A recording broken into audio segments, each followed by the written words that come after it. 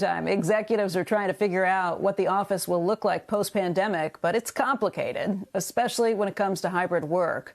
Joining us right now to discuss what's at stake is Emily Glazer, a reporter at the Wall Street Journal, and Sally Helgesen, international best-selling author and leadership coach. And Emily, why don't we start with you first?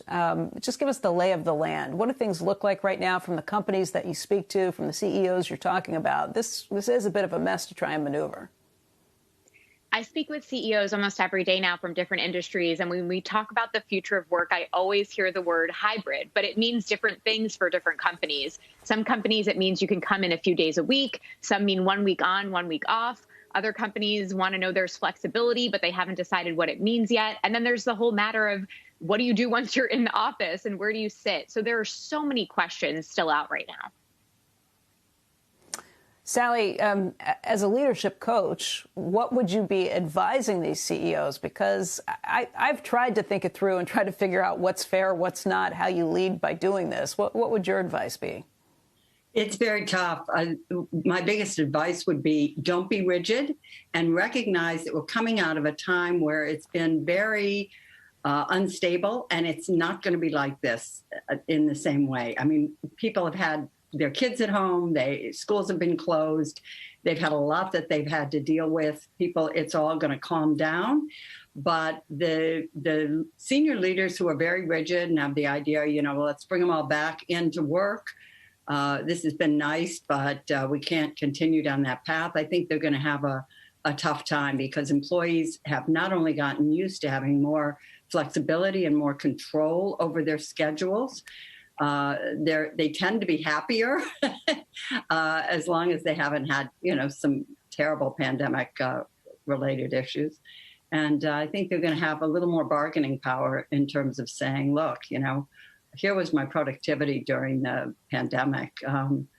I've got to have some headroom. Hey, Sally, the one question I have with that, I understand the need for flexibility, but then do you create more problems in your workforce by people who say, wait a second, why do they get to do that and I don't? You know what you say then? You say, give it a shot, see how it works for you.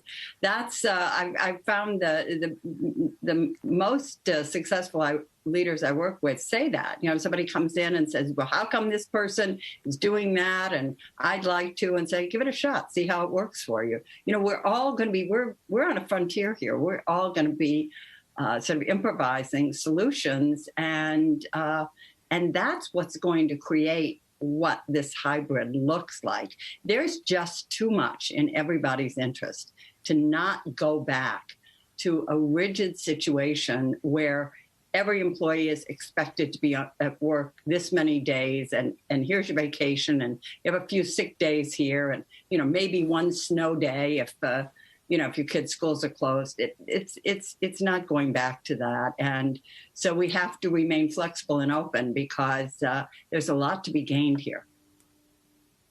Hey, Emily, what's the biggest problem that you hear from CEOs? My guess that right now it has to be up there with do they require vaccinations or not? Because your workforce is probably split. Most of the CEOs I've heard from say that it's kind of an 80-20 split. 80% of their employees want to get a vaccine, 20% don't. What do you do with that? It's a great question, Becky. I think some of this is regional as well, and not just about what types of employees want to get what. But yes, I hear that from a number of CEOs that they feel like they can't really call anyone back until the population is vaccinated. But we're hearing more about this hybrid work model right now because more and more adults are getting vaccinated.